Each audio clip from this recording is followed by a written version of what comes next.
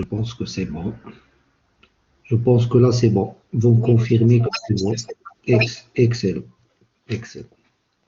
Donc, je disais donc que dans un premier temps, ce cours de droit commercial, il sera décliné en trois axes. On verra après si on peut ajouter d'autres. Mais compte tenu des circonstances, donc si on réussit déjà à couvrir les trois axes, ce sera un exploit. Donc, le premier axe, il traitera des actes de commerce et le commerçant.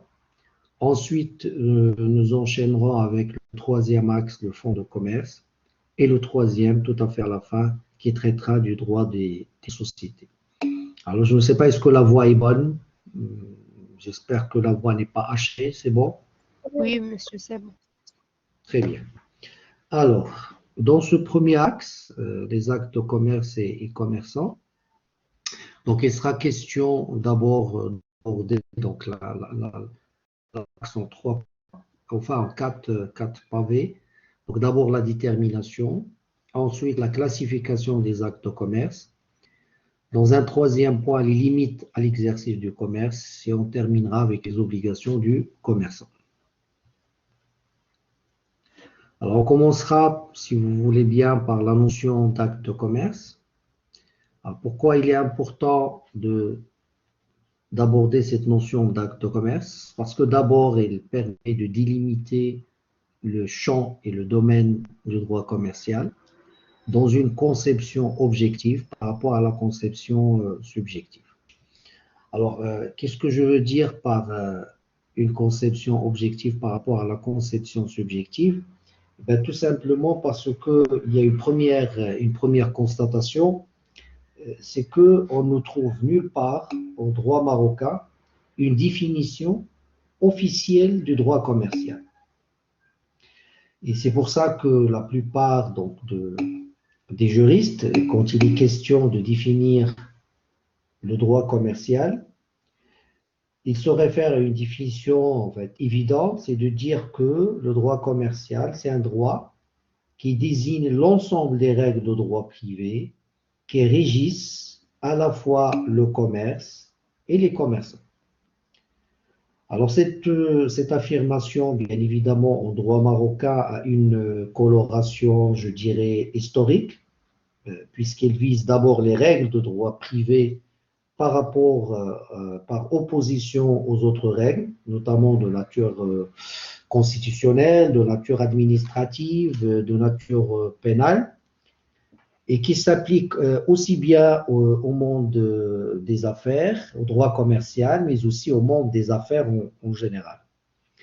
Et la variété des règles traitées interdit en réalité de faire des affirmations catégoriques sur cette nature. Premier point. Le deuxième point, c'est de noter que le droit commercial, au sens ainsi défini, doit être désigné de ce que certains appellent le droit économique. Pourquoi? Parce qu'il va falloir quand même faire une distinction entre le droit commercial et le droit économique. Pourquoi? Parce que cette notion de droit économique, c'est un peu traduit l'ensemble des normes juridiques de droit public et de droit privé qui visent à organiser la vie économique. Et donc, on dira que le droit économique ne se laisse pas facilement classer dans cette systématique juridique traditionnelle. Ce qui me pousse à dire, enfin, raison pour laquelle il est difficile donc de le définir. Il n'est en particulier pas possible de rattacher clairement la notion au droit privé ou au droit public. Et on parle parfois aussi, par extension, de droit des affaires. Ce que nos amis anglo-saxons appellent le business law, sur le modèle de la terminologie de plus en plus utilisée en droit marocain, mais cette fois-ci dans une perspective plus étroite, de droit de l'entreprise. Alors pourquoi j'en fais un point important, pourquoi il est important pour nous de délimiter le domaine du droit commercial? Parce que cette définition que je viens de partager avec vous du droit commercial, manifeste, et on va l'avouer, d'emblée une difficulté qui suffira à opposer les juristes en deux grandes catégories. D'abord, dans une conception objectiviste, enfin, c'est ce que j'ai appelé dans mon schéma la conception objective. Pour les tenants de cette conception objectiviste, le champ des règles du droit commercial serait déterminé non pas par la nature des sujets, c'est-à-dire les commerçants, mais par celle des rapports que nous, des particuliers, je fais allusion aux actes de commerce. Le commerce, c'est donc le domaine des affaires et des actes destinés à générer des revenus. Et donc, par opposition au domaine du droit civil, qui concerne les actes de la vie un peu qu'on va qualifier de vie privée, ceux du droit commercial se rapporteraient aux actes de la vie professionnelle.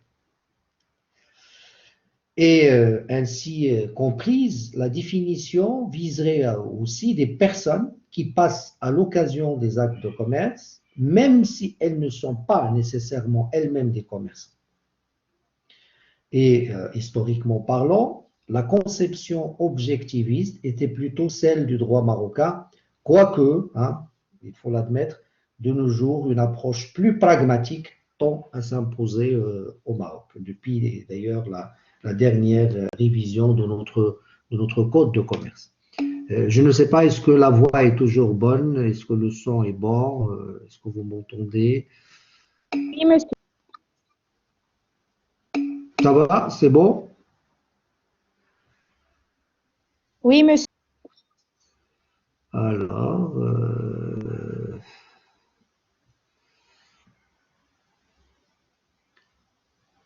parfait, oui, ok.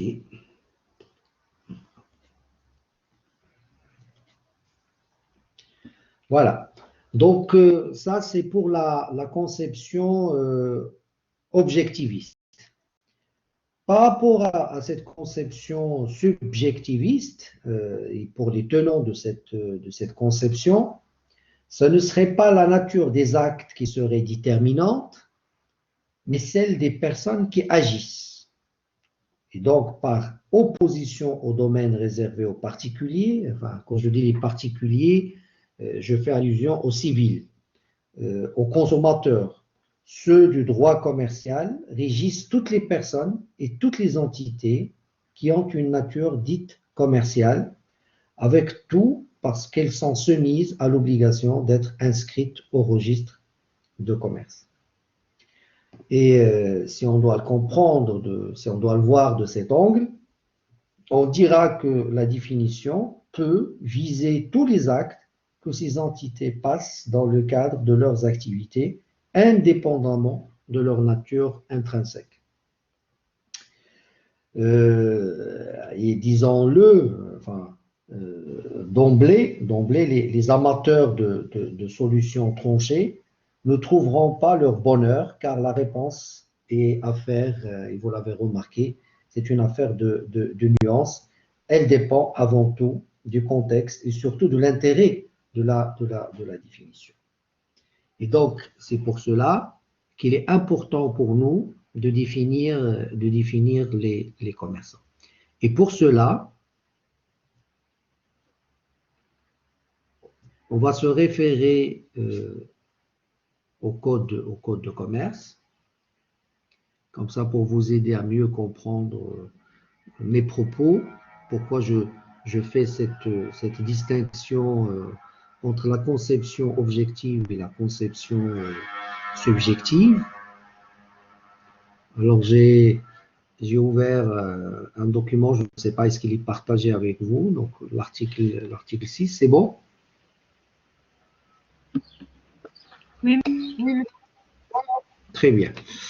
Alors vous remarquerez que dans la définition donc, du commerçant, vous verrez très bien que l'article 6, quand il veut définir le commerçant, il ne le définit pas directement, mais il renvoie à un certain nombre d'activités, et c'est donc celui qui exerce cette activité et en fait sa profession habituelle qui acquiert la qualité de commerçant. Donc, vous voyez bien que la qualité de commerçant s'acquiert.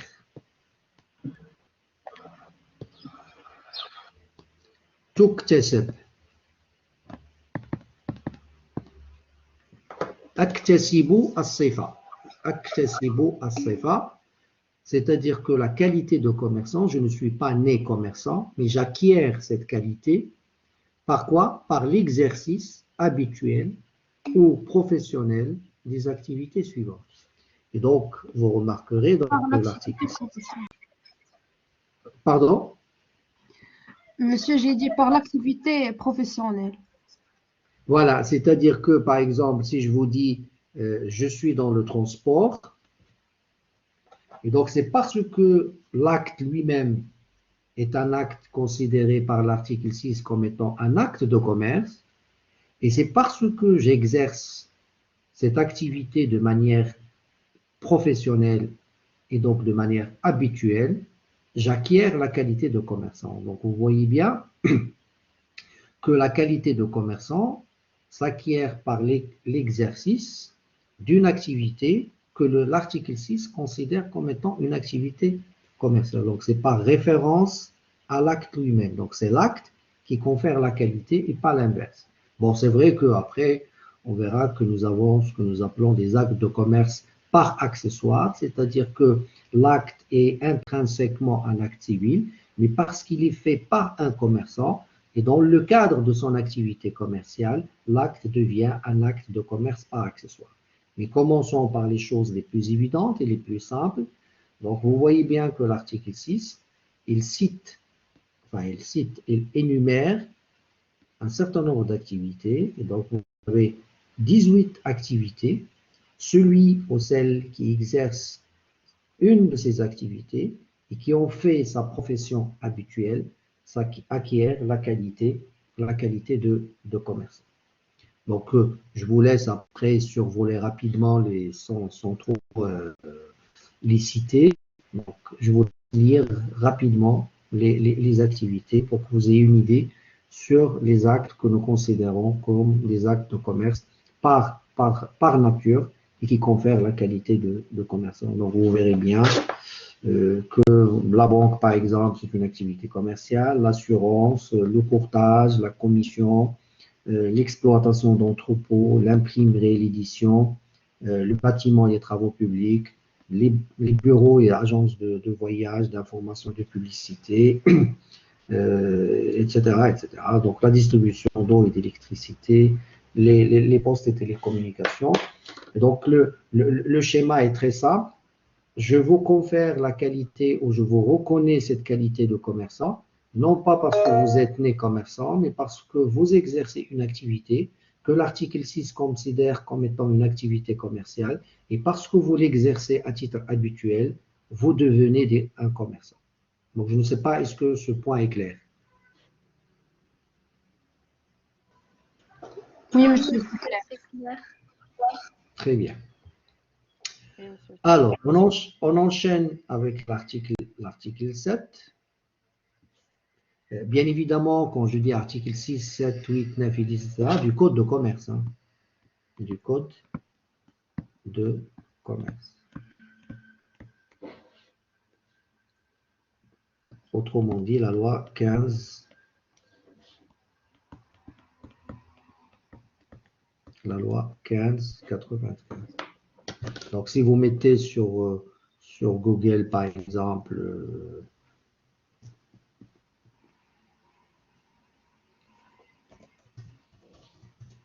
la loi 1595, donc vous avez le code de commerce marocain, donc que vous pouvez donc télécharger et vous allez directement sur les articles, voilà, l'acquisition de la qualité de commerçant et vous avez donc les articles de 6 à 10. Ça va, c'est bon?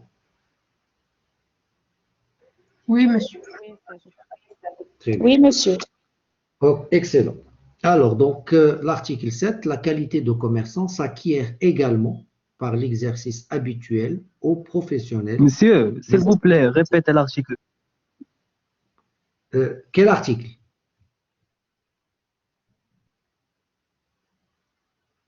Quel article?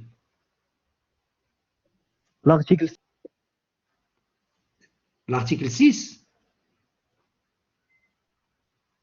Non, non, l'article 7, 7. 7, oui, enfin, voilà, je viens de l'afficher. Est-ce que l'écran est toujours partagé? Oui, monsieur. Voilà, donc, d'ailleurs, j'étais en train de lire l'article 7 quand vous m'avez arrêté, donc j'étais dans l'article 7. La qualité de commerçant s'acquiert également par l'exercice habituel ou professionnel des activités suivantes. Donc là, c'est un complément, hein, donc on peut ajouter ces deux activités. Donc les opérations, toutes les opérations qui portent sur les navires et les aéronefs et leurs accessoires, toute opération se rattachant à l'exploitation des navires et des aéronefs et au commerce maritime et aérien. Donc, en plus des 18 activités qui ont été citées par l'article 6, vous avez toutes les opérations en relation avec le commerce maritime et le commerce aérien. Et donc, dans l'absolu, toute activité qui porte sur du commerce maritime et aérien est considérée comme étant une activité commerciale. Donc, l'article 7, finalement, il complète l'article 6. Vous avez ensuite l'article 8 qui donne un peu une définition plus ou moins large pour intégrer toutes les activités qu'on peut assimiler aux activités qu'on a énumérées aux articles 6 et 7. Et là, jusque-là, on est dans ce que nous appelons, je vais le noter dans notre tableau,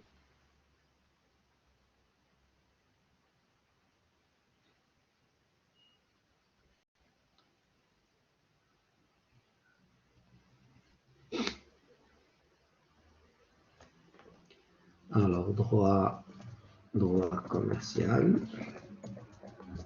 On va garder donc notre tableau 13 mars 2021. Alors, Monsieur, c'est donc, le 16 mars. 16 mars. 16. بغيت نقص 3 ايام ما كاين مشكل. Alors, le 16 mars. Alors, on commence à vieillir. هي راه مكتوبة عندي هنايا وانا برك ولا غلط فيها شفتوه. Alors, jusque-là, vous avez noté, pour cristalliser un peu la connaissance, vous avez noté que c'est l'acte de commerce qui confère la qualité à la personne. C'est-à-dire que je suis civil et parce que j'exerce, donc exercer un acte de commerce à titre habituel ou professionnel, je deviens commerçant. Donc ça, c'est la règle. La règle, c'est qu'on est tous des civils. L'exception, donc le stitna, c'est que je suis un commerçant. Donc je suis un civil, mais parce que A, j'exerce un acte de commerce, et 2, je le fais à titre habituel et professionnel, j'acquiers la qualité de commerçant. Alors maintenant, l'acte lui-même, l'acte que nous considérons comme étant un acte de commerce, peut être un acte de commerce par nature, il peut être un acte de commerce par la forme,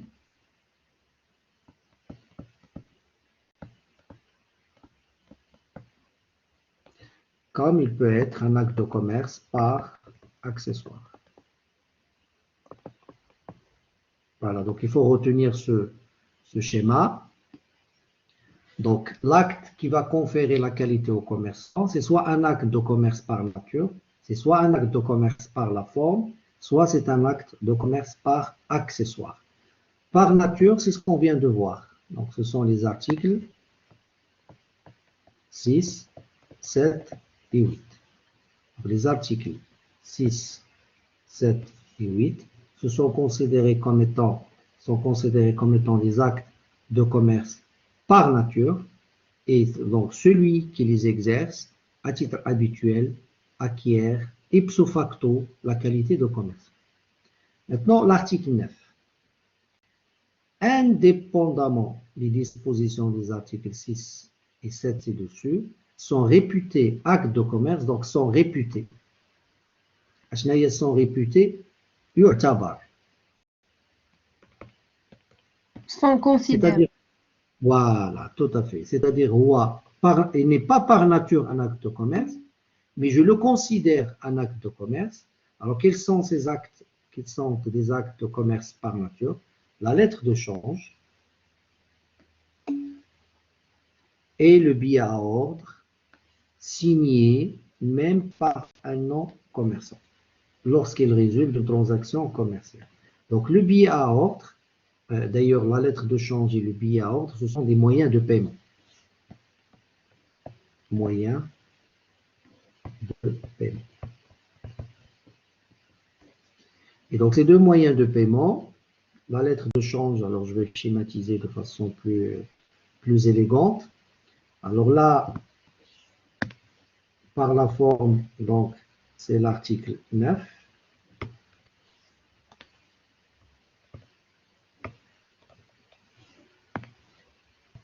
Article 9, toujours du Code de commerce. Alors, nous avons la lettre de change et le billet à ordre. Ça va, vous me suivez? Oui, monsieur. Oui, monsieur. Oui, monsieur. Oui, monsieur. Très bien. Donc, d'abord, la lettre de change. La lettre de change, donc, c'est un acte de commerce par la forme et il est signé par des commerçants. Donc, ça, c'est important. Autrement dit, la lettre de change ne doit être signée que par les commerçants. C'est bon? Oui, monsieur. C'est-à-dire, par exemple, comment dire, un salarié dans une entreprise qui n'est pas un commerçant ne peut pas signer une lettre de change. Ça va, vous me suivez? Oui, monsieur. Par contre, le billet à ordre, si la transaction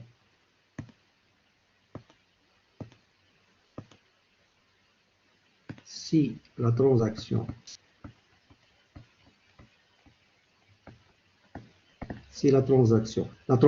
هي المعاملة تعاملنا, donc une transaction.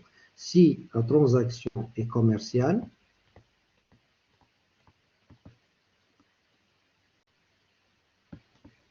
le billet à ordre est un acte de commerce, même s'il est signé par un non-commerçant. Donc la différence, c'est que la lettre de change, il doit être obligatoirement signé par un commerçant, alors que le billet à ordre, il peut être signé par un non-commerçant. Et même s'il est signé par un non-commerçant, si la transaction est commerciale, le billet à ordre est un acte de commerce par la forme. Monsieur. Ça va, c'est bon? Monsieur. Oui. Monsieur, Oui. s'il vous plaît, ces non-commerçants, ce sont ceux qui sont réputés par l'article 9. Non, les non-commerçants, c'est-à-dire ceux qui ne sont pas des commerçants. Et le commerçant, c'est celui qui exerce les actes de commerce qui sont cités par les articles 6, 7, 8, 9 et 10. Oui, monsieur, mais on a dit sur l'article 9, Oui. ils ne sont pas des commerçants, mais ils sont réputés. Oui, justement, ce n'est pas la personne. Oui. Ce n'est pas la personne qui est réputée, c'est l'acte, c'est-à-dire le fait de signer. C'est le fait de signer. Voilà, c'est le fait de signer la lettre de change, c'est le fait de signer le billet à ordre qui fait que l'acte est un acte de commerce. Ah, Mais d'accord, quand vous monsieur. raisonnez, voilà, mais quand vous raisonnez personne, la lettre de change elle doit être signée par un commerçant et acceptée par un commerçant. Alors que le billet à ordre, qui est un acte de commerce au sens de l'article 9, peut être signé par un non-commerçant. Je ne sais pas, est-ce que je me suis fait comprendre? Oui, monsieur, merci. Très bien. Et on arrive donc à l'article 10. L'article 10, il fait référence donc Pardon, monsieur, aux... Oui, mais d'après notre règle, un agent civil qui réalise des transactions commerciales est considéré comme un commerçant. oui, mais à titre habituel. Mais, À titre habituel, c'est-à-dire il m'arrive de signer le billet à ordre une fois dans ma vie. Je demande un crédit à une banque et en guise de garantie, la banque me demande de signer un billet à ordre. Donc, je ne suis pas un commerçant et j'ai signé un billet à ordre, mais je l'ai fait dans le cadre d'une opération avec la banque. Donc, je ne suis pas un commerçant, mais l'acte lui-même, c'est-à-dire le billet à ordre, est un acte de commerce. alors moi, comme un agent civil, je réalise Mhm. les transactions d'achat et de vente, je ne considère pas comme un commerçant. Voilà, tout à fait. Tout à fait. Vous n'êtes pas considéré comme quand vous achetez par exemple une voiture et vous revendez la voiture une fois, de manière isolée dans le temps, vous n'êtes pas commerçante. Vous achetez un appartement, vous revendez l'appartement, c'est un acte isolé, ça ne fait pas de vous une commerçante. Mais si votre métier, c'est votre profession, c'est d'acheter des voitures pour les revendre, vous devenez commerçant. C'est-à-dire c'est l'acte, en plus la répétition de l'acte. Autrement dit, un acte isolé ne vous confère pas la qualité de commerçant. Ça marche, merci beaucoup, monsieur. Très bien. Alors, l'article 10 sont également réputés actes de commerce, les faits et actes accomplis par le commerçant à l'occasion de son commerce, sauf bien évidemment preuve contraire. C'est-à-dire là, c'est le commerçant qui donne sa coloration à l'acte. C'est-à-dire que moi, je suis un commerçant, j'exerce une activité commerciale et je fais un certain nombre d'actes. Si intrinsèquement l'acte est un acte de commerce, c'est un acte civil, c'est-à-dire que c'est un acte qui n'est cité ni par l'article 6, ni 7, ni 8, ni 9, mais parce que je le fais dans le cadre de mon activité commerciale et pour les besoins de mon activité commerciale, c'est l'acte qui devient un acte de commerce. Je ne sais pas, est-ce que vous voyez où est-ce que je veux en venir? C'est-à-dire que là, c'est l'inverse. C'est l'inverse. L'acte, je dois d'abord le qualifier. Et pour le qualifier, donc j'ai l'article 6, 7, 8, 9. Et si l'acte ou l'activité que j'exerce est prévue par ces articles, je deviens commerçant. Là, c'est l'inverse. C'est-à-dire que l'acte est un acte civil. Autrement dit, il n'est prévu ni par l'article 6, ni par l'article 7, ni par l'article 8, ni par l'article 9.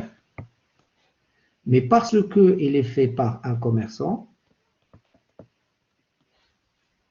l'acte devient un acte de commerce.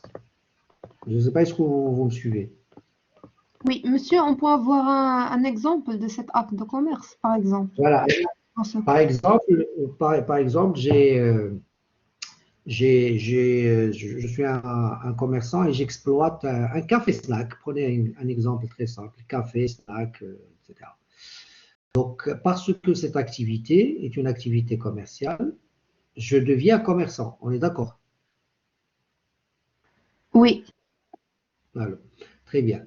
Alors, je vais devoir trouver un local pour stocker en fait de la marchandise. Mais ce n'est pas pour exercer une activité commerciale, c'est juste pour faire du stock. Et je contacte un professeur qui est propriétaire d'un local, qui accepte de me louer cet acte, de me louer un hangar, un entrepôt. L'acte pour le professeur comme pour le commerçant, c'est un acte civil, c'est un acte de loyer, de location. Donc, c'est un acte de location qui n'est pas un acte de commerce, c'est un acte civil, mais parce qu'il est fait par un commerçant, et pour le besoin de son commerce, l'acte devient un acte de commerce. Oui, monsieur, bien compris, merci. Ça va? C'est bon? مزيان؟ Oui, monsieur. Oui, monsieur, c'est bon. ياك ما كنزلبش غادي مزيان. لا مزيان مزيان. Bien, non, Oui, monsieur, c'est bon. ولحد الآن متبعين معايا. Oui, monsieur. Oui, monsieur. Parfait. Donc, très bien. Alors, nous avons donc, dans un premier point, que j'ai consacré à la détermination du champ d'application du droit commercial. Donc, j'ai braqué le projecteur sur la notion d'acte de commerce et je l'avais fait dans un objectif, c'est de délimiter le domaine du droit commercial. Et donc, c'est là où je vous ai parlé de la conception objectiviste et la conception subjectiviste. Nous avons défini le commerçant, mais nous l'avons fait par référence aux articles 6, 7, 8, 9 et 10 du code de commerce. Alors, la remarque, bien évidemment, c'est que le code de commerce n'a pas défini le commerçant. Donc, nous avons procédé à une énumération et pas une définition, ça vous l'avez compris. C'est-à-dire que dans un souci parfois académique, dans un souci pédagogique, quand on vous dit qu'est-ce qu'un commerçant, ben, c'est une question qui revient le plus souvent. Enfin, très souvent, on vous pose la question qu'est-ce qu'un commerçant? Et quand vous essayez d'apporter une réponse à la question, vous dites de manière un peu naïve et innocente, le commerçant, c'est quelqu'un qui exerce une activité commerciale. Je pense que c'est une définition qui est juste, mais qui n'a pas de sens, parce que c'est évident, quand vous dites le commerçant, c'est quelqu'un qui exerce une activité commerciale, je pense que c'est un pléonasme, parce qu'effectivement, c'est quelqu'un qui exerce une activité commerciale. Mais je préfère plutôt, pour la réponse pertinente à cette question, plutôt de dire le commerçant, c'est quelqu'un qui exerce un acte de commerce soit par nature, soit par la forme, soit par accessoire. Et cet acte est considéré comme étant un acte de commerce par les articles 6, 7, 8, 9 et 10 du code de commerce. Donc la définition, il n'y a pas de définition. Après, est-ce qu'on peut, à partir de l'acte, définir le commerçant? Oui, c'est-à-dire que c'est la qualification de l'acte qui nous permet de donner une coloration commerciale à la personne. Donc c'est l'acte qui confère la qualité à la personne et pas l'inverse. Sauf quand l'acte est un acte civil et s'il est fait par un commerçant pour les besoins de son commerce, c'est là où l'acte, combien même il serait civil, il devient un acte de commerce, mais par accessoire. Ça va? Oui, monsieur. Oui, monsieur. Et donc, par accessoire, donc, pour parfaire notre schéma, on va le compléter par article 10. 10. Voilà. Donc, pour aujourd'hui, donc, s'il y a quelque chose à retenir, c'est de retenir que nous avons 3 familles d'actes de commerce. Nous avons les actes de commerce par nature, nous avons les actes de commerce par la forme et nous avons des actes de commerce par accessoire. Alors, les actes de commerce par nature, vous n'avez pas de problème. Donc, il suffit de consulter les articles 6, 7 et 8 parce que ce sont des actes de commerce qui sont énumérés. Par la forme, donc, c'est le cas de la lettre de change et le billet à ordre. La lettre de change ne pose pas de problème parce qu'il est signé et doit circuler entre commerçants. Le billet à ordre, c'est dans le cadre d'une transaction commerciale et s'il est signé, même par un non-commerçant, si la transaction est commerciale, le billet à ordre est un acte de commerce par la forme. Et vous avez ce que nous appelons les actes de commerce par accessoire, c'est-à-dire qu'intrinsèquement, ce sont des actes civils, mais parce qu'ils sont faits par un commerçant et pour les besoins de son commerce, il devient un acte de commerce par accessoire. Ça va? Oui, monsieur. Oui, monsieur, ça va. Excellent. Oui, monsieur. Parfait. Oui, monsieur, très bien. Excellent. Alors, on passe à cette classification. Même de toute façon, pour la classification, je pense que le problème est résolu, mais on va quand même le faire de manière un peu plus orthodoxe. Très bien. Alors, dans la classification, donc, nous avons noté qu'il y a une classification qui a été proposée par le Code de commerce, pour ne pas dire qu'il a été imposé par le Code de commerce. Est-ce que le schéma est clair ou est-ce que vous voulez que j'agrandisse encore? Oui, monsieur. Oui, monsieur. Enfin, je peux encore faire Oui, un petit monsieur, peu. s'il est possible. Voilà, là c'est bon? Oui, c'est bon, madame. Oui, monsieur. Parfait. Monsieur, c'est clair. Très bien. Donc, en même temps, je vous laisse le temps même si la session est enregistrée, donc vous pouvez déjà, pour votre préparation, donc vous pouvez faire des captures d'écran, n'est-ce pas? Comme ça, vous pouvez organiser votre cours pour une révision. Monsieur, est-ce qu'on peut avoir le Oui, support de cours? oui, je peux vous l'envoyer, sauf qu'il va falloir que vous installiez ce logiciel, donc Mind Manager. Vous le voyez? Monsieur, vous pouvez pas le transformer en format PDF? Je ne sais pas, mais enfin, je vais essayer. D'accord, monsieur, merci beaucoup. Enfin, l'idéal, c'est d'installer Mind Manager parce que ça va vous éviter d'avoir plusieurs documents sur PDF. Parce que si je dois le transformer en PDF, bon, ça va être un peu compliqué. D'accord, monsieur. Enfin, je vais essayer, hein, mais sinon, il est peut-être plus simple d'installer Mind Manager.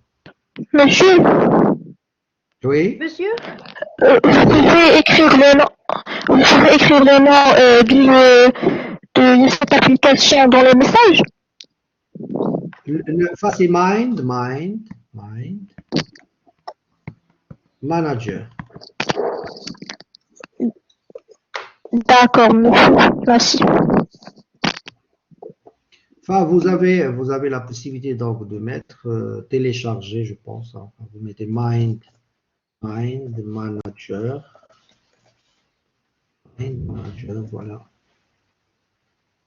Outil gratuit de carte mentale, logiciel Mapping, je pense. Oui, monsieur, elle est Ah, déjà. voilà, et donc vous pouvez l'installer. En tout cas, c'est mieux qu'un document en format Merci. PDF. C'est bon? Oui, monsieur, c'est bon. Oui, oui, monsieur, merci. Donc, une fois vous l'installez, donc je le partagerai avec vous. D'accord, monsieur, c'est bon.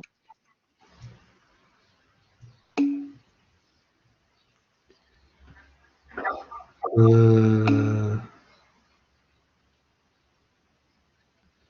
alors. Enfin, gratuit, non, mais je pense il y a des, comment dire, des périodes d'essai, ou alors, je ne sais pas, vous êtes peut-être une génération très forte, vous pouvez donc chercher des solutions gratuites.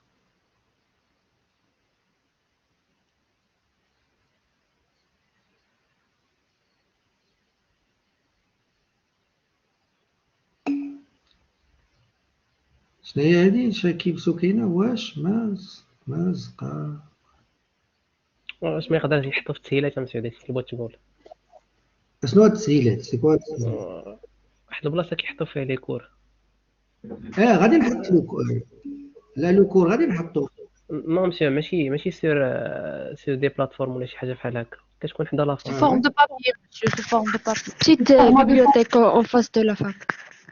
التسهيلات كنقول انا التسهيلات هي ديك الصفرة اللي كيبيعوا فيها ويشريو فيها هذه مسيو هذيك ولا حنا نشدو القرايه نحطوها في التسهيلات ها oui enfin je pense qu'il y a une possibilité de craquer je pense mais bon غيكونوا دي زالتيرناتيف مسيو لا جوستومون كاين غتكون لا بوسيبيليتي ولكن عاوتاني نتوما ملي تيليشارجيو خدموا به نتوما ماشي تحطوه في التسهيلات Monsieur, mais D'accord. vous allez le partager sur le NT. C'est ça. C'est bon, d'accord. Deuxième. Oui, monsieur, Oui, oui, on termine. oui, monsieur. Très bien. Alors,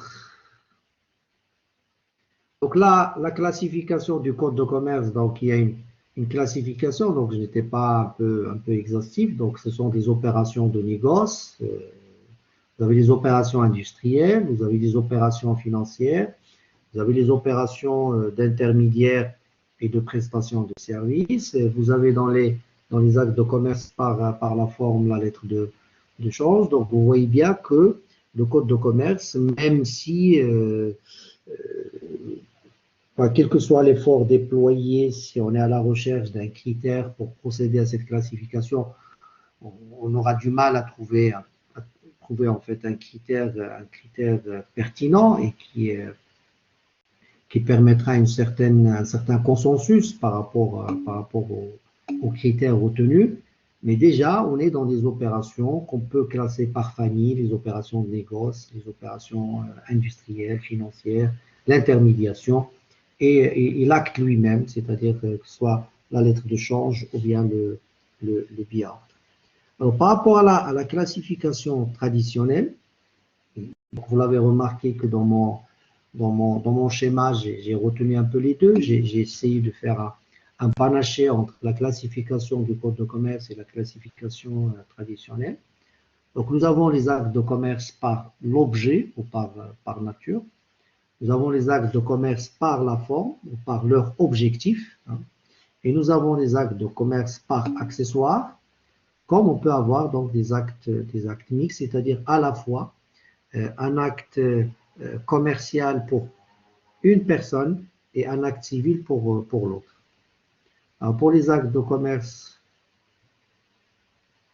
donc ils sont par nature, donc là, ce sont des opérations commerciales, ce sont des opérations industrielles, ce sont des opérations financières, ce sont des opérations d'intermédiaires et de prestation de services. Pour les actes de commerce par la forme, nous avons noté tout à l'heure que la lettre de change, c'est un acte de commerce par sa forme, c'est-à-dire que c'est l'objectif même de la lettre de change qui fait d'elle un acte de commerce. Nous avons aussi, et ça vous l'avez noté, le billet à ordre, même s'il est signé par un non-commerçant, mais dans le cas des transactions commerciales, donc il devient un acte de commerce par la forme. On verra un peu plus tard dans la partie, dans l'axe société, droit de société, que certaines formes juridiques confèrent la qualité de commerçante à la société. Donc, par exemple, si je vous dis je suis une SA, donc la société anonyme est une société commerciale, quel que soit son objet. Si je vous dis je suis une société en commandite par action, c'est que je suis une société commerciale par ma forme, indépendamment de mon objet. Si je vous dis je suis une SARL, etc., etc. Donc, je ne sais pas, est-ce qu'il y a...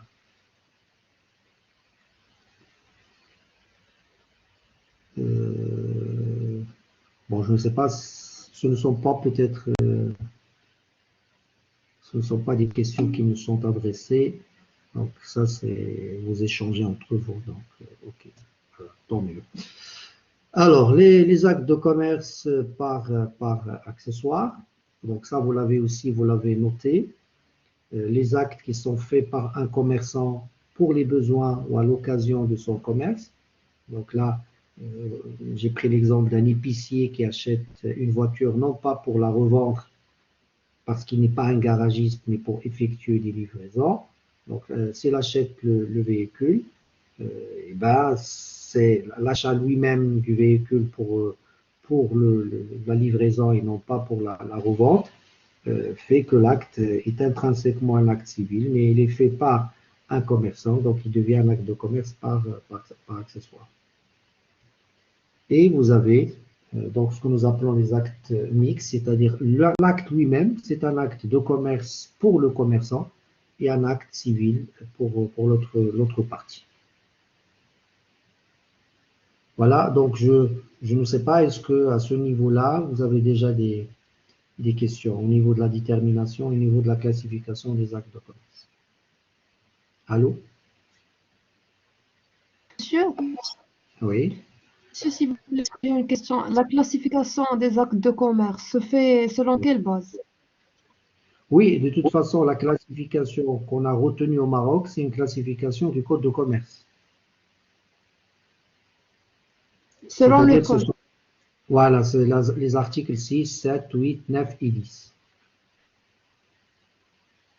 OK? Oui, Allô? monsieur. D'accord, monsieur, oui. Très bien. Est-ce qu'il y a d'autres questions? Non, monsieur. Ça va? C'est bon? Tout c'est bien. Très bien. Monsieur, il Donc, y a des gens qui demandent est-ce que vous pouvez expliquer les actes mixtes? les actes mixtes, c'est-à-dire vous avez deux parties. Vous avez, j'ai par exemple un local. Je suis propriétaire de ce local parce que j'ai par exemple un R, je suis propriétaire d'un R plus 3 ou un R plus 2, ou, allez, voilà, R plus 1. Donc, j'ai au rez-de-chaussée, j'ai un local et je suis un professeur. En tant que professeur, je ne suis pas commerçant. Vous me suivez? Oui, Oui, monsieur. Oui, monsieur. Je ne suis pas un commerçant. Alors, il y a un commerçant qui est intéressé par ce local. Il veut peut-être soit exercer une activité commerciale, peu importe. Il vient me voir pour me dire, Seralib, est-ce que vous pouvez me louer votre local? Donc, quand on signe l'acte, quand on va signer l'acte, l'acte lui-même est un acte de commerce pour lui et c'est un acte civil pour moi.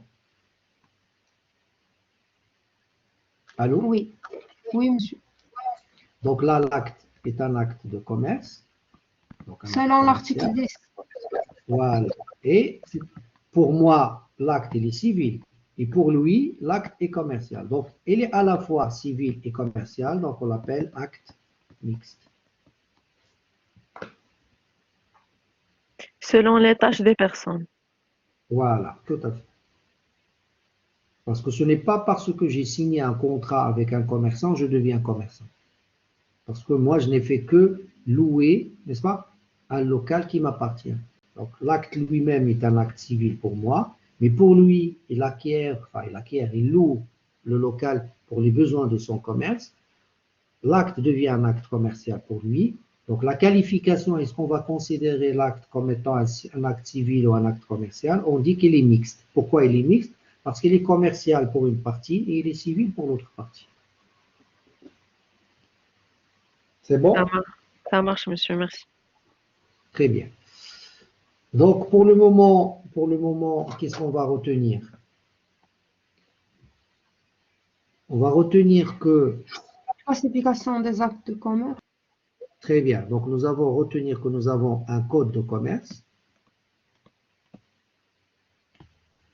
Bon, j'écris en rouge, vous préférez autre couleur ou c'est bon pour vous? Non, non, monsieur, c'est bon, c'est bon. Très bien. C'est bon, Donc, monsieur. nous avons un code de commerce et dans ce code de commerce, nous avons les articles 6, 7 et 8. Nous avons 9 et nous avons 10. Alors, 6, 7 et 8, c'est pour les actes de commerce par nature. 9, c'est pour les actes de commerce par la forme. Et 10 pour les actes de commerce par accessoire. Donc, l'exercice habituel de ces activités, que ce soit par nature ou par la forme ou par accessoire, me confère la qualité de commerçant. Autrement dit, je suis commerçant parce que j'exerce de manière habituelle ou professionnelle l'un des actes de commerce prévus par le code de commerce, que ce soit les actes de commerce par nature, par la forme ou par accessoire. Est-ce que ça c'est clair? Oui, monsieur. Oui, monsieur. Oui, monsieur. Très bien, donc on peut avancer. Alors, après avoir donc délimité le champ, après avoir procédé à une classification des actes de commerce, on va passer maintenant aux limites à l'exercice de l'activité commerciale. C'est-à-dire que nous partons du principe que n'importe quel Marocain, constitutionnellement, a le droit. Le principe, c'est que chaque Marocain, tout Marocain, a droit à l'exercice d'une activité commerciale. Je prends la décision aujourd'hui, je suis un étudiant, je prends la décision de faire un petit commerce, je fais de l'achat pour la revente, c'est un droit. Je veux acheter des voitures pour les revendre, c'est un droit. Donc personne ne peut m'interdire l'exercice d'une activité commerciale. Et pourtant, la loi a prévu donc des limites. Et ces limites prennent la forme soit d'une incapacité, je veux exercer une activité commerciale, mais je suis un incapable. Je veux exercer une activité commerciale, mais malheureusement, dans le contexte marocain, on m'interdit de le faire. Je veux exercer une activité commerciale, mais il se trouve que je ne peux pas, je veux devenir un médecin, mais l'activité est une activité réglementée, donc je ne peux pas ouvrir un cabinet pour exercer, n'est-ce pas, une activité qui est réglementée. Je ne peux pas être, par exemple, je peux faire de l'achat pour la revente, mais je ne peux pas faire de l'achat pour la revente des médicaments, parce que c'est une activité réglementée. Comme je peux être dans une situation d'incompatibilité. Je suis un fonctionnaire de l'État, et parce que je suis un fonctionnaire de l'État, je ne peux pas exercer une activité commerciale. Et enfin, vous avez ce que nous appelons la déchéance, que je vous expliquerai un peu plus tard. Donc, vous notez que le principe, c'est que tout Marocain a le droit d'exercer une activité commerciale, mais il y a des limites, et ces limites prennent la forme soit d'une incapacité, soit d'une interdiction, soit d'une réglementation, soit d'une incompatibilité ou une déchéance. Ça va, c'est bon? Oui, monsieur. Oui, Très bien. oui, monsieur, c'est bon. Alors, commençons par l'incapacité.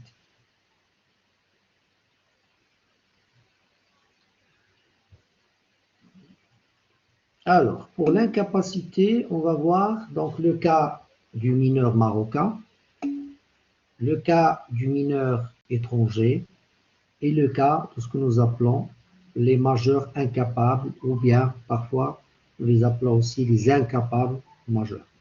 Donc, quand je parle de l'incapacité, c'est-à-dire que je veux exercer une activité commerciale, mais parce que je suis un mineur marocain, je ne peux pas exercer cette activité.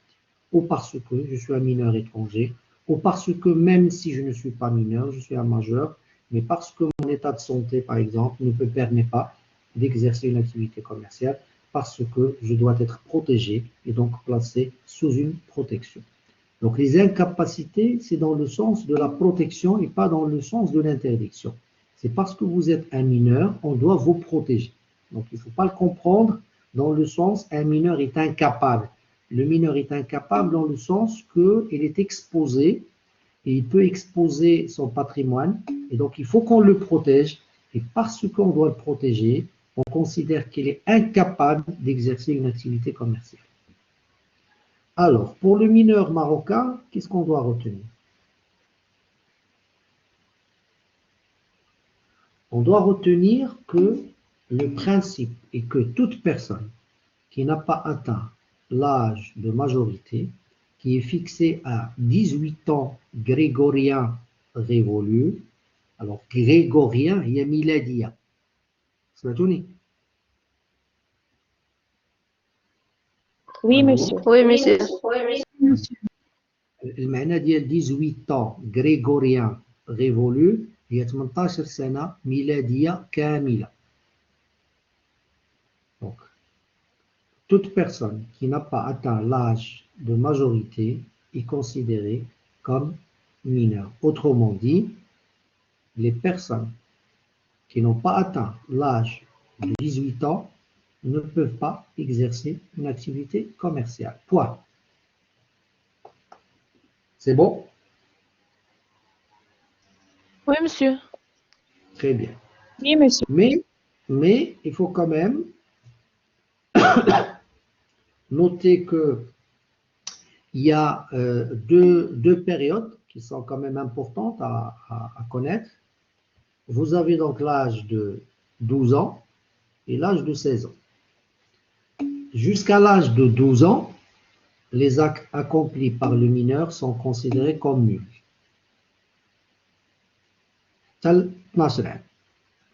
Entre 12 ans et 16 ans, il y a des actes qui peuvent être accomplis, mais dans des cas très particuliers. Donc, bien évidemment, vous ne serez pas des juristes, donc je ne vais pas entrer dans certaines considérations juridiques. Mais sachez que avant 12 ans, on considère que l'enfant n'est pas doué du discernement.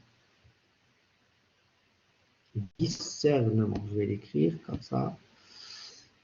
Inf à 12 ans, donc un âge inf à 12 ans, le mineur n'est pas doué du discernement. Doué du discernement, ça veut dire il n'est pas doué du discernement. معنى ديالها لا يميز.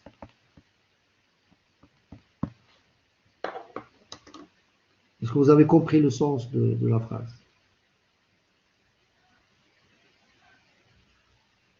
Alors, Oui, monsieur. Bien. Monsieur, oui.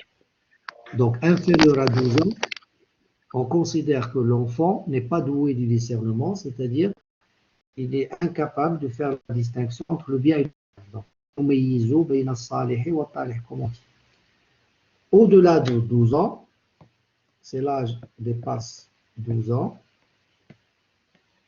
on considère, et ça c'est l'article 214 du Code de la famille, et que tu as le code de la famille, Moudouena. Voilà. Donc, on considère qu'au-delà de 12 ans, il est doué du discernement. C'est-à-dire là, il commence yumeyiz. Donc, il commence à faire la distinction entre le bien et le mal. Alors, il y a une autre période à prendre en considération, c'est qu'à partir de 16 ans, même s'il n'est pas encore arrivé à l'âge de 18 ans, à partir de 16 ans, le mineur peut être émancipé. Émancipé, c'est-à-dire le tuteur, et parfois même c'est le mineur lui-même qui le demande, on peut demander à un juge d'affranchir, n'est-ce pas, le mineur de la tutelle. C'est-à-dire, on va expliquer au juge que cet enfant qui a été élevé par un commerçant, donc il a roulé sa bosse quand même à côté de son père, et donc il a appris le métier, et qu'il peut voler de ses propres ailes, et donc on doit l'affranchir, on doit l'émanciper. L'émancipation. Alors je vais l'écrire. Émancipation. بالعربية الترشيد. حيت ملي كنقولوا l'âge de majorité كنقولوا سن الرشد, n'est-ce pas? سن الرشد. الترشيد, c'est-à-dire كنوصلوا لسن الرشد avant l'âge prévu, c'est-à-dire avant 18 ans. Donc à partir de 16 ans, je peux demander une émancipation. Pourquoi une émancipation? Pour exercer une activité commerciale sans attendre, n'est-ce pas, l'âge qui est retenu par la loi, c'est-à-dire 18 ans révolus. Ça va, c'est bon? Oui, Oui, monsieur. monsieur, très bien. Très bien. Alors, par rapport aux mineurs marocains, qu'est-ce qu'on doit retenir? Pour le mineur marocain, on retient, pour le mineur marocain, il est d'office frappé d'incapacité. Pourquoi? Parce que nous avons l'âge fatidique qui est de 18 ans. Alors, je retiens 12 et je retiens 16. Ce qu'il faut absolument retenir. 18 ans, ça veut dire qu'au-delà, quand il va arriver à 18 ans, donc il va devenir un majeur. Et donc, il n'est plus placé sous tutelle et donc il devient capable. 1 à 12 ans, il n'est pas doué du discernement. Donc, vous avez des mots-clés. Et jusqu'à, quand il va arriver à 16 ans, il peut demander une émancipation. Donc, vous avez des mots-clés. Donc, vous avez incapacité, vous avez discernement et vous avez émancipation. Voilà les mots-clés que vous devez absolument retenir. Est-ce que vous les avez retenus?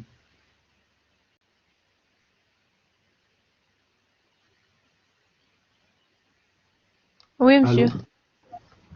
Oui, monsieur. Ça va, c'est bon? Oui, c'est bon. Oui, monsieur, c'est bon. Excellent. Donc, pour cette première séance, dans cette introduction, qu'est-ce que nous avons retenu? Nous avons retenu que nous avons un code de commerce, et dans ce code de commerce, nous avons des articles 6, 7, 8, 9 et 10. Alors, ces articles, ils permettent donc pour les trois premiers, 6, 7 et 8, d'identifier les actes de commerce qui sont des actes de commerce par nature. 9 pour les actes de commerce par la forme et 10 les actes de commerce par accessoire. Alors, ce sont ces actes, une fois exercés par une personne et il en fait sa profession habituelle, cette personne devient commerçante. Donc, l'activité commerciale s'acquiert, la qualité de commerçant s'acquiert par l'exercice d'un acte de commerce, soit un acte de commerce par nature, ou un acte de commerce par la forme, ou un acte de commerce par accessoire. Et donc, l'exercice d'une activité commerciale est un droit, donc c'est un droit constitutionnel, et donc tous les Marocains sont égaux devant ce droit, sauf que pour la protection parfois de la personne elle-même ou de l'activité, nous avons des incapacités, et parmi les incapables, nous avons le mineur marocain, le mineur étranger et l'incapable majeur. Et aujourd'hui, nous avons découvert le cas du mineur marocain. Et on a noté que le mineur marocain, il est placé sous une tutelle. Pourquoi? Parce qu'il est un incapable, donc il ne peut pas exercer une activité commerciale. Et par rapport à cette question, nous avons retenu 3 périodes. Nous avons retenu 18 ans, nous avons retenu 12 ans, nous avons retenu 16 ans. Avant 18 ans, c'est un mineur, donc il va falloir attendre 18 ans grégorien révolu. Entre 12 et 16, le mineur il peut exercer certains actes, mais en deçà de 12 ans, il n'est pas doué du discernement, donc tous les actes sont nuls. Et à partir de 16 ans, il peut demander une émancipation. Est-ce qu'on peut considérer que les objectifs de la séance d'aujourd'hui ont été atteints? Oui, monsieur. Oui, monsieur. Monsieur, s'il vous plaît, vous pouvez réexpliquer cette partie des âges, 18 ans, 12 ans et 16 ans. 18 ans, d'accord. Je suis Alors, désolée, je vais monsieur. commencer. Il n'y a pas de souci. Donc, de 0 à 12 ans. De 0 à 12, on considère que l'enfant n'est pas doué du discernement. Et donc, pendant cette période de 0 à 12, tous les actes, qu'ils soient des actes civils ou des actes de commerce, tous les actes sont nuls. Considéré nul, oui. Voilà, tous les actes sont nuls.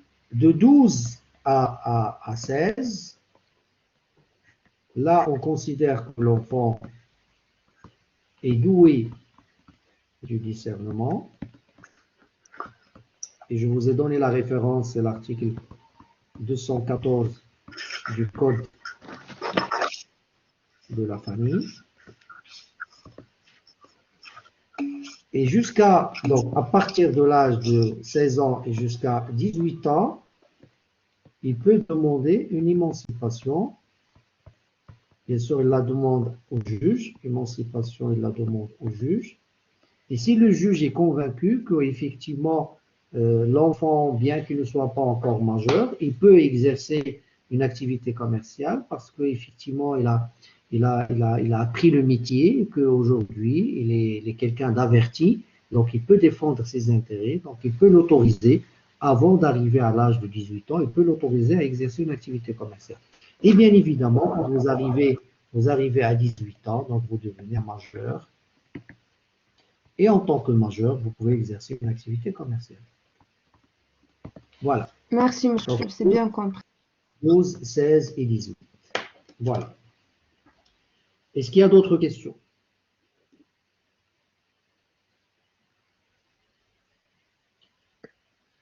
Monsieur, est-ce que Oui. est-ce que le est-ce qu'elle est émancipée par lui-même ou par son tuteur? Il n'y a pas de problème. Quand on arrive à l'âge de 16 ans, donc il peut le faire directement. Donc c'est le mineur lui-même qui demande, mais bien sûr le juge ne va pas prendre argent comptant ce que raconte le mineur. Il va quand même demander au tuteur son avis sur la question, n'est-ce pas? Oui, monsieur. D'accord. Mais la demande, elle peut être faite directement par le mineur, comme elle peut être faite par le tuteur. Enfin, très souvent, le mineur, il demande à son tuteur de l'émanciper, et donc c'est le tuteur qui le fait. Mais si effectivement le tuteur, pour une raison ou pour une autre, il ne veut pas accéder à sa demande, bah, le mineur, il peut le faire directement. Bah, allez. Monsieur, Oui. combien on aura de chapitres? Enfin, bon, les chapitres, enfin, ça dépend des axes. Mais bon, on va dire pour les axes, vous avez principalement trois. Vous avez les actes de commerce et commerçants, puis le fonds de commerce, puis le droit des sociétés. Bon après, ce sont des vases communicants, c'est-à-dire je ne vais passer à l'axe fonds de commerce que après avoir maîtrisé le premier axe, les actes de commerce, parce que ça c'est la base, c'est le fondement même du droit commercial. Donc, à l'intérieur, donc vous avez la détermination, la classification et la limite à l'exercice, puis les obligations du commerce. Donc, vous voyez bien que déjà, dans cette première séance, nous avons consommé déjà les trois premiers points. Pas vraiment, une bonne partie. Hein, une bonne partie. C'est-à-dire que si tout se passe bien, donc on va passer rapidement au deuxième axe. Oui, monsieur. Oui, Monsieur, le cours en format comme ça, comme des arbres mentaux, c'est très bien. Ben oui, ben oui. Surtout pour vous, les futurs gestionnaires, c'est pas comme les juristes. Bon, à la limite, les juristes, il faut qu'ils apprennent par cœur certains articles, mais pour vous, vous n'êtes pas destiné à devenir des juristes. Et donc, mais même si le droit est important pour vous, mais il faut que vous ayez une tête bien faite plutôt que d'avoir une tête bien pleine. Oui, monsieur. monsieur. Oui. Bon, de toute façon, on va fonctionner comme ça, et s'il faut parfois balloter entre le schéma et le texte, je le ferai. Donc, vous voyez bien qu'aujourd'hui, j'ai ballotté entre le schéma et le texte, et c'était fluide. Oui, monsieur, c'est très bien. Voilà, ça n'a pas posé de, en tout cas, ça ne vous a pas ça ne vous a pas choqué, le fait de découvrir certains articles. Au contraire, c'est-à-dire que je ferai de mon mieux de vous montrer un peu l'intérêt du droit pour un futur gestionnaire, pour un futur économiste. C'est important de connaître le droit. Oui, monsieur, oui. Oui, monsieur, merci beaucoup. J'irai jusqu'à dire le maîtriser. Il faut quand même maîtriser. Si on veut être un excellent gestionnaire, il y a des choses que je dois absolument maîtriser. Enfin, l'année étant exceptionnelle, les conditions étant exceptionnelles, on fera de notre mieux. Hein. Merci beaucoup, monsieur. Merci beaucoup, monsieur, pour vos efforts. Parfait. Donc, Merci, monsieur. Donc, puisque ça a marché aujourd'hui, donc je pense que ça marchera jeudi. Hein, parce que j'ai vraiment peiné la semaine dernière. On a débloqué la situation aujourd'hui. Hein. Alhamdulillah. Oh, mais en tout cas, j'étais déterminé parce que si on n'avait pas résolu le problème aujourd'hui, je l'aurais fait sur Google Meet. Donc, il y a toujours une solution. Oui, monsieur, merci. Bon, après, je demanderai à la déléguée de m'envoyer votre calendrier. Enfin, comme ça, je placerai peut-être des séances en fonction de ma disponibilité. D'accord? Donc, pour rattraper les séances de la semaine dernière. Oui, monsieur, merci. D'accord, C'est monsieur. bon? D'accord, c'est bien. C'est bon. Donc, voilà, vous m'envoyez votre calendrier, comme ça, je ne prendrai pas le créneau horaire d'un autre collègue. Dans votre email, monsieur? Voilà, sur ma boîte email. D'accord. Allez, bonne fin de journée. Merci à Monsieur, vous aussi, Merci monsieur. beaucoup. Oui? s'il vous plaît, بغيت نسولك على l'examen جاي يكون QCM ولا QC ولا pratique. وصاحبي يلا بدينا وكتسول على الاكزامان. يلا بدينا اليوم. الو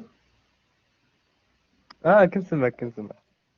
وصاحبي خلينا تنزيدوا واحد نص ديال الطريق وسولني. صافي اسمح لي. ها؟ قلت لك اسمح لي.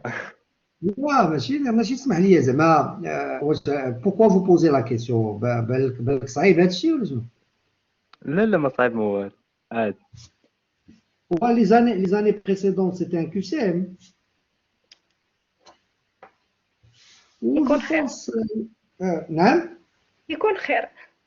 ويكون خير جو بونس حتى هذا العام الا بقينا هكا سا ان QCM. إن شاء الله. ميرسي بوك. إن شاء الله. Et entre nous, moi je préfère le QCM. إن شاء الله أحسن حاجة. لا هو بون اتونسيون راه كاين اللي كيجيبوا فيه زيرو راه ماشي سيتادير اللي ما ضابطش المسائل ديالو راه ماشي ما تحقروش الكيسان. C'est ça, monsieur, pour bien préparer. Voilà, Non, moi, c'est juste pour un examen de 1 heure, c'est le QCM, c'est bien. On Voilà, préfère le tout à QCM fait. pour un